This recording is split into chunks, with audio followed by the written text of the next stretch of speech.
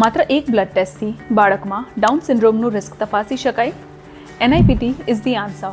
Hi, I'm Dr. Chitrali, your very own fetal medicine specialist, and welcome to the Fetal Diaries. Non-invasive prenatal test એ 10 અઠવાડિયા પછી થતો એક simple blood test છે, જેમાં માતાના બ્લડમાં રહેલા બાળકના DNAનું એનાલિસિસ કરીને ડાઉન સિન્ડ્રોમ, ટ્રાઇઝોમી 18 અને 13નું રિસ્ક તપાસી શકાય છે. આ ટેસ્ટ ક્યારે કરાવવો જોઈએ?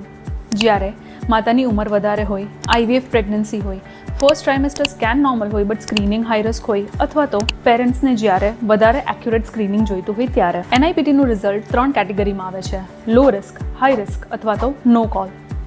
અગર લો રિસ્ક આવે તો રૂટીન પ્રેગ્નન્સી ફોલોઅપ કરવામાં આવે છે.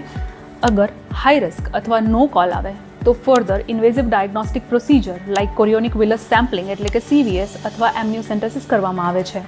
જો અલ્ટ્રાસાઉન્ડમાં બાળકમાં મોટી જન્મજાત ખામી દેખાય તો NIPT પૂરતું નથી. તેના માટે ઇન્વેઝિવ ડાયગ્નોસ્ટિક પ્રોસિજરની જરૂર પડે છે. અલ્ટ્રાસાઉન્ડ તમારા બાળકના અંગો અને શરીરની રચનાની તપાસ કરે છે, જ્યારે NIPT મેજર ક્રોમોઝોમલ અબનોર્મલિટીઝનું સ્ક્રીનિંગ કરે છે. They are not replaceable.